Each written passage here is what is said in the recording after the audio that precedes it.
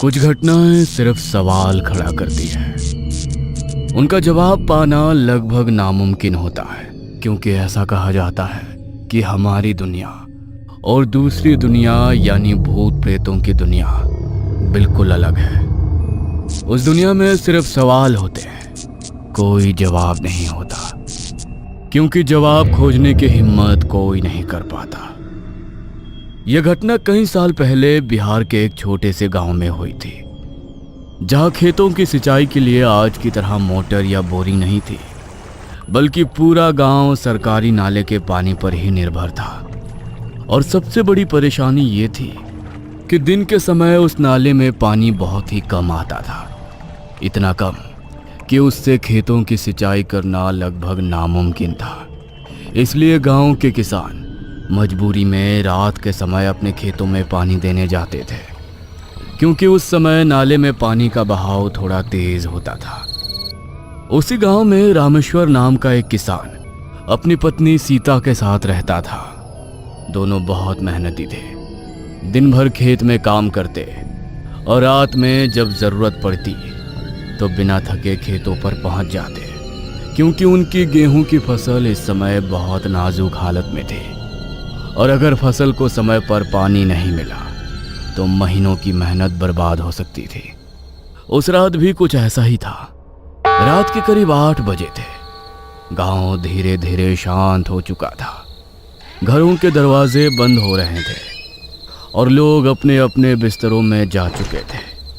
लेकिन रामेश्वर और सीता के लिए ये आराम का समय नहीं था, बल्कि काम का समय था। लेकिन पता नहीं आज सीता का मन खेतों पर जाने का क्यों नहीं हो रहा था। शायद उसकी तबीयत कुछ ठीक नहीं थी या कुछ और बात थी जो वो अपने पति को नहीं बताना चाहती थी। एगो बात कहें जी, आज हमरा देह बहुत टूट रहा है। आज भी जाना जरूरी है का? कल तो गए थे ना। तुम्हारा मन नहीं है तो तुम आराम करो, लेकिन हमको तो जाना पड़ेगा। इस समय गेहूं को बिना पानी के छोड़ दिया तो रात दिन की हम दोनों की मेहनत बर्बाद हो जाएगी। दिन में तो पता है ना पानी का क्या हाल होता है। सुनो, तुम आराम करो, आज हम अकेले ही जाते हैं। नहीं नहीं, हम आपको इतना रात में अकेले नहीं जाने देंगे। दर्द जाए भाड़ में, हम तो आपके साथ चलेंगे।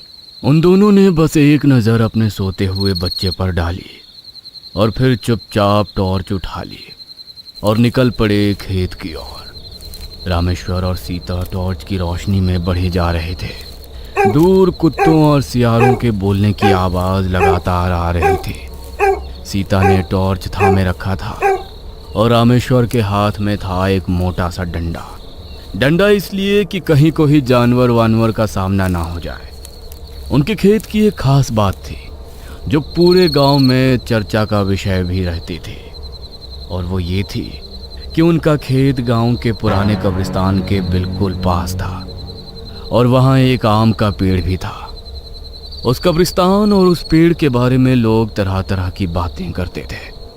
कुछ कहते थे कि वहाँ रात में अजीब अजीब आवाज़ें आती हैं, तो कुछ कहते थे कि वहाँ कोई दिखाई भी देता है।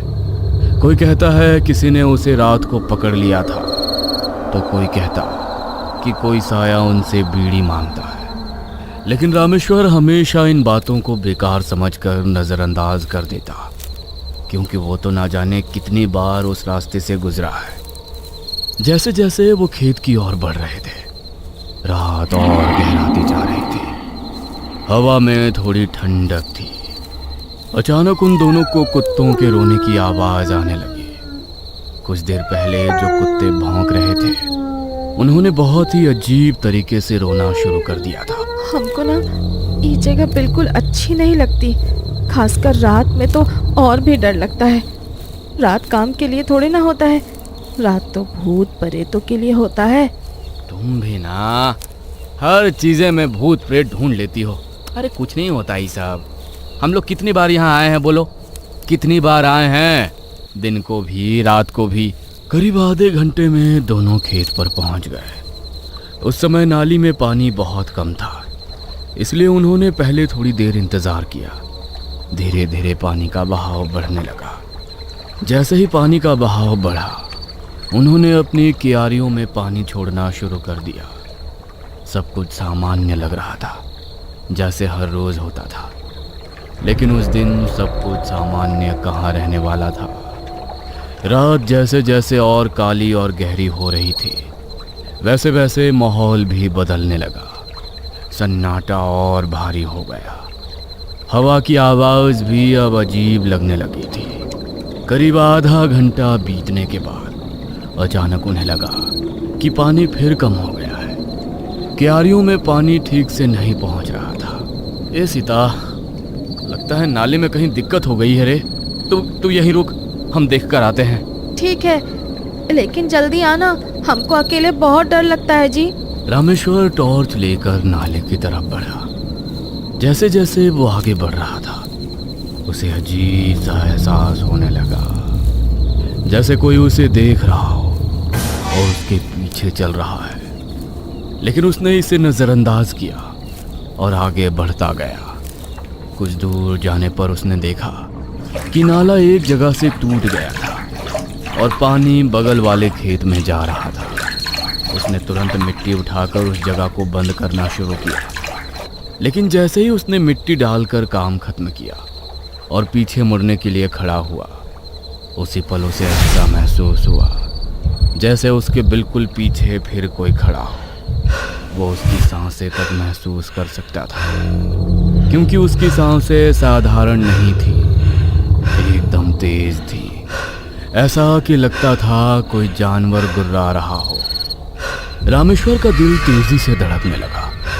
उसे लगा कि कहीं कोई जानवर तो नहीं आ गया। उसने धीरे धीरे मुड़कर पीछे देखा, लेकिन वहां कोई नहीं था। रामेश्वर ने खुद से ही कहा, शायद वहम हो रहा है हमको। यहाँ कौन आएगा इतनी रात में? जानवर भी तो ना के बराबर आते हैं इस ओर। वो जल्दी जल्दी वापस सीता के पास आया और पूरी बात उसे बताई। अब सीता भी थोड़ा डर गई थी, लेकिन दोनों ने खुद को समझाया कि शायद थकान की वजह से ऐसा लग रहा है। लेकिन कुछ ही देर बाद फिर वही समस्या हुई। पानी फिर से कम हो गया। ए जी, ये पनिया तो फिर से कम हो गया। फिर कुछ गड़बड़ हो गया क्या? क्या पता सीता, लगता है एक बार फिर से देखने जाना होगा। इस बार दोनों साथ में नाले की तरफ गए और जैसे ही वहां पहुंचे, उन्होंने देखा कि नाला फिर से उसी जगह से टूटा हुआ था। अब ये बात उन्हें थोड़ी अजीब लगी। ये क्या हो गया? ये नाला फिर से टूट गया। और पता है सीता, ये वहीं से टूटा है जहाँ थोड़ी देर पहले टूटा था। इतनी जल्दी फिर कैसे टूट गया? अभी तो ठीक किया था ना। कोई परेशानी की बात तो नहीं है ना जी? अब क्या कहें हम, वैसे लगता है पानी का बहाव ज्यादा होगा, इसलिए टूट गया होगा। अब तू चिंता मत कर। रामेश्वर मिट्टी डालने लगा और सीता पीछे खड़ी होकर इधर उधर देखने लगी। तभी अचानक उसकी नजर थोड़ी दूर पर पड़े उस पुराने आम के पेड़ पर गई, जो कब्रिस्तान के बिल्कुल किनारे खड़ा था। और तभी उसे लगा जैसे उस पेड़ की एक मोटी टहनी पर कोई बैठा हुआ है। सीता उसे देखकर चीख पड़ी। अरे क्या हुआ? काहे चिचिया रही हो तुम? सुनो, वहाँ देखो, पेड़ पर कोई है। पेड़ पर? इतनी रात को? रामेश्वर ने टॉर्च उस तरफ घुमाई, लेकिन वहां कुछ नहीं था। लेकिन सच ये था कि वहां कोई था और वो अब नीचे आने वाला था।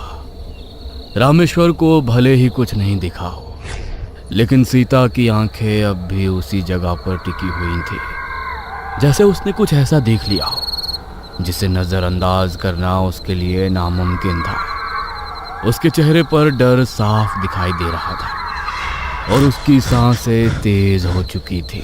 अरे काहे बार बार वहां घूर घूर कर देख रही है तू? अरे कुछ नहीं है वहां, तू बेकारे में डर रही है। चल यहाँ से काम खत्म करते हैं और घर जाकर आराम से सोते हैं, कहीं बचवा जग ना जाए। लेकिन सीता का मन मानने को तैयार नहीं था। उसने धीरे से कहा, नहीं, हम झूठ नहीं बोल रहे हैं। सच में कोई बैठा था वहाँ, बिल्कुल चुप, हमें देख रहा था। रामेश्वर ने उसकी बात को टाल दिया और जल्दी जल्दी नाला बंद करने लगा। लेकिन उसके अपने दिल में भी अब हल्का सा डर घर करने लगा था, क्योंकि एक बार और एक ही जगह से नाले का टूटना कोई सामान्य बात नहीं थी। जैसे ही दोनों वापस खेत की तरफ मुड़ने लगे, अचानक उनके पीछे से एक तेज आवाज आई, जैसे कोई भारी चीज जमीन पर गिरी हो। आवाज इतनी साफ और करीब थी कि दोनों एकदम से रुक गए। ये कहाँ गिरा है जी पीछे? रुको, हम देखते हैं। रामेश्वर ने धीरे धीरे पीछे मुड़कर टॉर्च घुमाई और जैसे ही रोशनी पेड़ के नीचे पड़ी, उसका दिल एक पल के लिए थम गया। पेड़ के नीचे मिट्टी थोड़ी बिखरी हुई थी, जैसे अभी अभी कोई ऊपर से कूद कर नीचे उतरा हो। और तभी बिल्कुल उसी पल उनके सामने गेहूं की फसल के बीच से कुछ बहुत तेजी से भागता हुआ निकला। रामेश्वर जोर से चिल्लाया, अबे कौन है बे? कौन है वहां? कौन है बे? ये कहते हुए रामेश्वर उसकी ओर भागा, लेकिन सीता डर के मारे उसका हाथ पकड़कर बोली, मत जाओ उसके पीछे, हमको बहुत डर लग रहा है और कुछ अच्छा भी नहीं लग रहा। रामेश्वर ने उसकी बात नहीं मानी। वो कुछ कदम आगे बढ़ा और टॉर्च की रोशनी उस दिशा में डाली जहां वो साया भागा था। और उसके बाद जो उसने देखा, उसे देखकर उसके पैरों तले जमीन खिसक गई। गेहूं की फसल कई जगह से टूटी हुई थी, जैसे कोई भारी चीज उनके बीच से गुजरी हो और बीच में एक साफ रास्ता बन गया था। ये कैसे हो गया? हमारा फसल बर्बाद करके कौन भागा है? मैंने कहा था ना, यहाँ कुछ ठीक नहीं है। सीता, ऐसा तो नहीं कि कोई रात को आम चुराने आया था और हमको देखकर भाग गया? अब दोनों के मन में डर साफ बैठ चुका था। वो घर लौटना चाहते थे, लेकिन एक बार फिर से गेहूं के फसल की चिंता उनके मन में समा गई। उन्होंने तय किया कि थोड़ा और रुककर पानी पटाने का काम पूरा कर लेते हैं और फिर तुरंत घर लौट जाएंगे। लेकिन जैसे ही वे वापस अपनी जगह पर पहुंचे, एक बार फिर पानी रुक गया। हे भगवान, ये क्या हुआ? फिर से पनिया रुक गया। सुनिए जी, चलिए घर। पता नहीं पनिया को आज क्या हो गया है। सीता, हमको लगता है कि फिर से पैपिया टूट गया है। चलना, साथ चलकर देखते हैं। दोनों धीरे धीरे नाले की तरफ बढ़े। इस बार उनके कदम पहले से भारी थे, जैसे हर कदम उन्हें किसी अनजानी मुसीबत की ओर करीब ले जा रहा हो। जैसे ही वे उस जगह पहुंचे, उन्होंने देखा नाला फिर से उसी जगह से टूटा हुआ था, लेकिन इस बार कुछ अलग था। उस टूटी हुई मिट्टी के पास किसी के पैरों के निशान थे, लंबे और अजीब, जैसे किसी इंसान के हो, लेकिन पूरे इंसान जैसे नहीं। ये कैसा निशान है जी? इंसान का नहीं लग रहा है ये निशान। कहीं भूत प्रेत तो नहीं आ गया है यहाँ? हाँ? चुप रह, जल्दी से इसे बंद करते हैं और चलते हैं यहाँ से। रामेश्वर झुककर मिट्टी डालने लगा और सीता पीछे खड़ी होकर चारों तरफ देखने लगी। तभी उन्हें फिर वही एहसास हुआ कि कोई उसे घूर रहा है। जैसे ही दोनों ने एक साथ सिर उठाकर उस आम के पेड़ की तरफ देखा, उन्हें पेड़ की सबसे मोटी टहनी पर दिखी एक औरत। उसके पैर हवा में लटक रहे थे, उसकी गर्दन अजीब टेढ़ी सी थी, उसके पैरों के नाखून बहुत लंबे थे और फिर बिना हिले बिना शरीर घुमाए उसने सिर्फ अपनी गर्दन धीरे धीरे उनकी तरफ मोड़ दी। भागिए जी, भागिए यहाँ से। इंसान नहीं है, कोई पिशाच नहीं है, भागिए। रामेश्वर के हाथ पैर कांप रहे थे। उसकी टॉर्च की रोशनी अब भी उस औरत पर पड़ रही थी, लेकिन वो रोशनी उस औरत के शरीर के आर पार निकल रही थी। तभी उस औरत का मुंह धीरे धीरे खुलने लगा, लेकिन वो सिर्फ खुल नहीं रहा था, उसका जबड़ा नीचे की तरफ खिसक रहा था और अंदर दांत नहीं, कुछ और था, काला गीला और हिलता हुआ। शायद वो उसकी जीभ थी, जैसे सांप की होती है। रामेश्वर और सीता दोनों के हाथ पैर डर के मारे बुरी तरह कांप रहे थे, लेकिन उसके हाथ में पकड़ी टॉर्च अब भी उसी औरत पर टिकी हुई थी। और तभी उसे अचानक एक अजीब बात महसूस हुई कि वो औरत सीधे उनकी तरफ नहीं देख रही थी, बल्कि उसकी नज़र रामेश्वर के ठीक पीछे किसी और चीज़ पर टिकी हुई थी, जैसे वहाँ कोई तीसरी मौजूदगी हो जिसे वे दोनों अभी तक समझ ही नहीं पाए थे। रामेश्वर का दिल एकदम से तेजी से धड़कने लगा, उसकी सांसें भारी हो गई और उसने बिना पीछे मुड़े ही बहुत धीमी आवाज में सीता से कहा कि चाहे कुछ भी हो जाए पीछे मुड़कर मत देखना। लेकिन डर इंसान से क्या क्या नहीं करवा देता है, और सीता खुद को रोक नहीं पाई।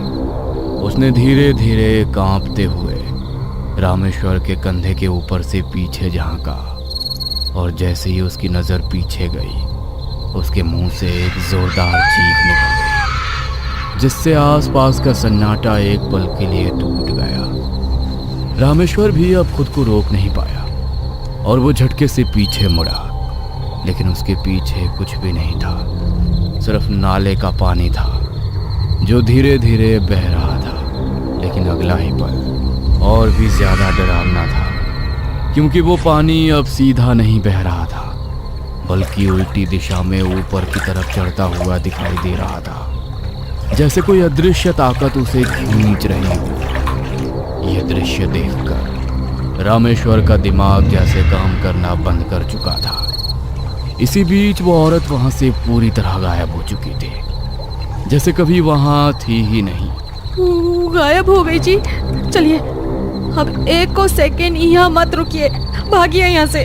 दोनों बिना एक सेकंड गवाए पूरी ताकत से खेत के बीच से भागने लगे। उनके पैरों के नीचे की मिट्टी उड़ रही थी और उनकी सांसें इतनी तेज हो चुकी थी कि जैसे सीने से बाहर निकल आएगी। लेकिन कुछ ही कदम भागने के बाद अचानक रामेश्वर रुक गया, और ये रुकना उसका खुद का फैसला नहीं था, बल्कि ऐसा लग रहा था जैसे किसी ने उसके पैरों को वहीं जकड़ दिया हो। उसके पैर जमीन में धंस गए थे और वो चाहकर भी एक कदम आगे नहीं बढ़ा पा रहा था। सीता ने घबराकर उसे खींचने की कोशिश की, लेकिन तभी रामेश्वर का सिर धीरे धीरे अपने आप ऊपर उठने लगा, जैसे कोई अदृश्य ताकत उसकी गर्दन को पकड़कर ऊपर की तरफ मोड़ रही हो। और मजबूरी में सीता ने भी ऊपर देखा, और जो उन्होंने देखा उसने उनके अंदर बची हुई आखिरी हिम्मत भी खत्म कर दी,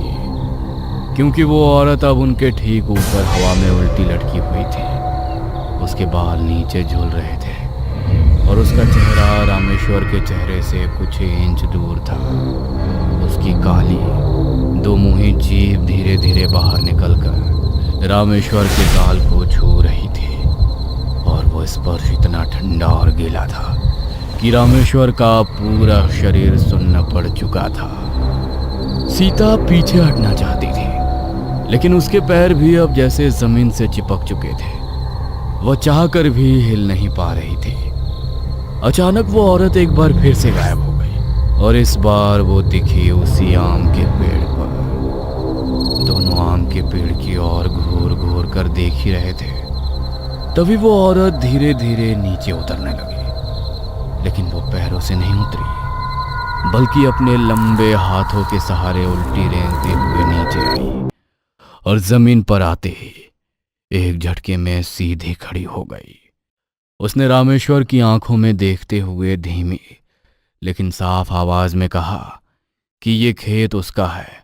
और जब रामेश्वर ने डर के बावजूद कहा कि ये उनका खेत है और वे सिर्फ पानी दे रहे हैं, जिसे सुनकर वो औरत उसे घूर घूर कर देखने लगी और उन पर हमला कर दिया।